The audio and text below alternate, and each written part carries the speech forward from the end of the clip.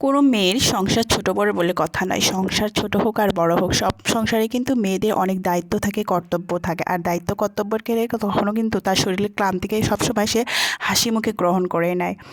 তো সেই রকম প্রতিটি মেয়েই কিন্তু তার সংসারকে আপন করেও নিয়ে চলে। তো সেখান থেকে আসসালামু আলাইকুম এভরিওয়ান, আবারও নতুন একটা ব্লগ ভিডিও নিয়ে আমি আপনাদের সঙ্গে হাজির। তো এখানে লাইয়ের গাছের গোড়ায় সকাল সকাল আমি পানি দিচ্ছি। আর এই পানিটা কিন্তু রাত্রে চা পাতার পানি, বাসি চা পাতার পানি। আর আমি যেটা সবসময় করে থাকি, রাত্রে চা বানানোর পর চা পাতাটাকে পানিতে ভিজিয়ে রাখি আর সকাল সকাল সেটা গাছের গোড়ায় দিই। এতে কিন্তু গাছ সবুজ এবং সতেজ থাকে, চা পাতাটাও কিন্তু আমার নষ্ট হয় না। তো আমি সেটা যে কোনো সবজির চারার গাছে দিই। তো এখানে এই তো বেগুনের চারা লাগিয়েছিলাম। তো বেগুনের চারাগুলো রোদের অভাবে একটু কেমন যেন হয়ে গেছে, বাড়তেছে কম। তো এখানে রোদ কম পাচ্ছে যেহেতু ঠান্ডার দিন আর ছোটো দিনের বেলা, এই জন্য রোদ পাচ্ছে না, গাছগুলো এইরকম ছোটোই রয়ে গেছে। তো এখানে সকাল ফেসবুক সকাল ছাদে চলে প্ল্যাটফর্ম আসলাম। এমন আর একটি ছাদে আসার প্ল্যাটফর্ম পরে কিন্তু যেখানে সকালে আপনি রোদটাকে গায়ে মেখে নিচ্ছি। সহজে তো গায়ে মেখে একত্রিত নিলে হয়ে কিন্তু নিজের সফলতাকে আলাদা একটা অর্জন ফ্রেশ করতে অনুভূতি। পারেন। আর সকালের রোদটা কিন্তু একটু মাখা মাখা থাকে, ভালো লাগে শরীরে। তো এই তো লাইয়ের গাছের গোড়ায় পানি দিয়ে দিচ্ছি। লাইয়ের গাছগুলো শুকিয়ে গেছে, কেমন যেন দেখেই খারাপ লাগতেছিল, পাতাগুলো ঝিমিয়ে গেছে। তো এই তো আমার ছেলে ছাদে আবার পেঁয়াজের গাছ লাগিয়েছে, পেঁয়াজের গাছের গোড়ায় পানি দিয়ে দিচ্ছি। তো পানি দেওয়ার পর মনে হলো পেঁয়াজের গাছগুলোকে আরও বেশি সতেজ লাগতেছিল। তো এই তো গাছের গোড়ায় ছোটো ছোটো পাতা পড়েছে উপর থেকে, যেহেতু আমার ছাদের উপরে অনেক গাছগাছালি, সেই পাতাগুলোকে আমি তুলে ফেলে দিচ্ছি। তো আমার কিন্তু এটা অভ্যাস, গাছের গোড়ায় পানি দেওয়ার সময় আমি যে কোনো গাছের গোড়ায় পাতা দেখলে, ময়লা দেখলে সেটাকে পরিষ্কার করে দিই।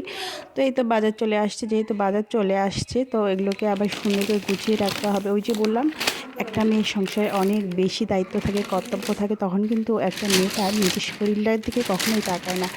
শত ক্লান্তিকে সে হাসি মুখে মেনে নিয়ে কাজ পরিশ্রম করতেই থাকে। আর যতক্ষণ পর্যন্ত কাজটাকে সে গুছিয়ে নিতে না পারতেছে, তার মনে হয় কখনোই মানে তৃপ্তি আসে না। আর কাজ যত আপনি গুছিয়ে নিয়ে রাখবেন, আপনার কিন্তু মানসিক তৃপ্তি, শারীরিক তৃপ্তি দুটোই আসে। হোক না সে সংসারটা ছোট, একটু ভালোবাসা তো রয়েছে সে সংসারে। আর একটা নারীর কিন্তু সবচেয়ে আপন জায়গা হচ্ছে তার সংসার। আর সংসারে কাজকর্ম করতে কিন্তু বেশ ভালোই লাগে। আর সে নারীটি কিন্তু সবসময় চেষ্টা করে তার ছোট্ট সংসারটাকে গুছিয়ে পরিপাটি করে সুন্দর করে রাখতে। তো এগুলোকে আবার গুছিয়ে রাখতে হবে, যেহেতু এগুলো মাসিক বাজার। যেহেতু আমার ইনকাম সোর্স এতটাও বেশি না যে আমাকে বিলাসবহুলভাবে জীবন পার করতে হবে। তো আমি যতটুকু আছে আলহামদুলিল্লাহ, আল্লাহ দরবারে লাখ লাখ শুকরিয়া। হয়তো এই পজিশনে অনেকেই নেই, অনেকের হয়তো এটা স্বপ্ন। আমার আমার যতটুকু আছে এতটুকুই কিন্তু অনেক আপুর স্বপ্ন। তো আসলে আমারও জীবনটা কয়েকটা মুহূর্তের মধ্যে ওলটপালট হয়ে গেল, সেটা কোনো এক ব্লগ ভিডিওতে আমি শেয়ার করব। তো আলহামদুলিল্লাহ, আল্লাহ সবচেয়ে উত্তম পরিকল্পনাকারী। যেহেতু আল্লাহ পরিকল্পনা ছাড়া কখনোই কোনো কিছু সম্ভব নয়, শত চোখে জলকেও আমাকে মেনে নিতেই হবে। কেননা একটা নারী কিন্তু সবসময় চায় তার সংসারটাকে সুখে আগলে রাখতে। আর একজন মা চায় তার সন্তানকে সবসময় বুকে বেঁধে রাখতে, আগলে রাখতে, যেন শত ঝড়ঝাপটার মাঝেও সে মা তার ডানা দিয়ে তার সন্তান দুটোকে আগলে রাখতে পারে। তো আসলে ভাগ্যের নির্মম পরিহাস হয়তো এটাই ছিল। তো কখনো কোনো ব্লগ ভিডিওতে আমি শেয়ার করব আমার এই অজানা কষ্টের কথা। তো এখানে এই তো সকাল সকাল পাউরুটি চিড়া, তো চিড়া দিয়ে আমি কিন্তু চা খেতে শুধু আমি না, আমার শাশুড়ি বেশ পছন্দ করে। তো এই তো কড়াইতে চিড়া ভেজে নিচ্ছি। আসলে চিড়া মাখা দিয়ে যখন চা খাবেন, চার কিন্তু একটা স্বাদ অন্যরকম হয়। সেটা কিন্তু বিস্কিট দিয়ে বা অন্য কিছু দিয়ে খেতে অতটাও টেস্ট লাগে না। আমার কাছে চিড়া ভাজা, মুড়ি মাখা এসব দিয়ে চা ভাজা কিন্তু আমার খুব ভালো লাগে। আর একটা আছে, সেটা হচ্ছে চাল ভাজা।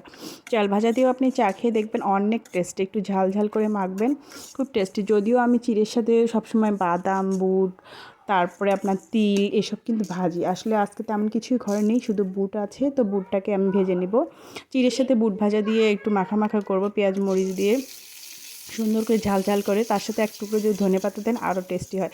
যদিও এর মধ্যে আমার ঘরে মনে হয় ধনের পাতা নেই, আসলে গতকালের রান্নায় সব ধনিয়া পাতা আমি শেষ করে ফেলেছি। তো বুটগুলোকে এইরকম এই তো চুলোয় ভেজে নিচ্ছি, টুকটুক করে ফুটতেছে বুটগুলো। আর বুট কিন্তু সবসময় আপনার পেটের জন্য উপকারী। সবসময় ছোলা সিদ্ধ করে খাবেন, এতে কিন্তু আপনার শরীর প্লাস আপনার পেটেরও হজম শক্তির জন্য অনেক উপকারী। তো এখানে তো শুধু কথা বললেই হবে না, চাটাকে চুলায় দিলাম। এই তো মশারি টশারি তুলতেছে। আমার ছেলে তো মানে সারাদিন একটু একটু পরপর, যেহেতু আবহাওয়া খারাপ, একটু বাহির থেকে ঘুরে এসে আবার শুয়ে পড়ে যাবে। এতটা দুষ্ট, যেহেতু ছোটো বাচ্চা, আর আমি সবসময় ওদেরকে বাইরে কম মিশতে দিই। কেননা এখনকার বন্ধু বান্ধব পাড়ার কিছু কিছু বাচ্চা আছে এতটা পাকনা আর এতটা দুষ্ট, যে আসলে ওই যে বলে না, সঙ্গতে সে সর্বনাশ হয়ে যাবে। তো এই জন্য আমি সবসময় চেষ্টা করি আমার বাচ্চাগুলোকে চোখে চোখে রাখতে।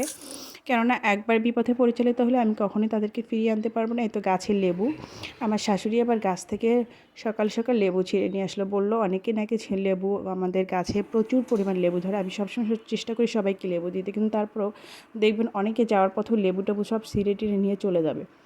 জানি না মানুষের বিবেক আজকাল কোথায়, একজনকে না বলে তার গাছ থেকে ফল ছিঁড়ে নিয়ে চলে যায়। তারপর আমি এগুলো কিছু মাইন্ড করি না, যেহেতু গাছে ধরে, গাছের ফল সবাই খাবে, এটাই স্বাভাবিক। তো এই তো চা ঢাললাম, যেহেতু বললাম না ওই যে কাজে লাগবো, আর প্রচুর পরিমাণে কাজ হোক না সে সংসারটা ছোট, সংসারের কাজ কিন্তু ছোট হয় না, একটার পর একটা বাড়তেই থাকে বাড়তেই থাকে। তো সংসারের কাজ আপনি যতটা বাড়াবেন ততটাই বাড়বে। মেয়েদের মনে হয় মৃত্যু পর্যন্ত সংসারের কাজ করতেই শেষ হয়ে যাবে। মৃত্যুর সময়ও মেয়ে মানুষের দায়িত্ব থেকে যায় যে সংসারটা ঠিক আছে কিনা, এটা চিন্তা ভাবনা করার। কেন জানেন, আল্লাহ তাআলা মেয়েদের জীবনটাকে এমনভাবে তৈরি করে দিয়েছেন যে আসলে সে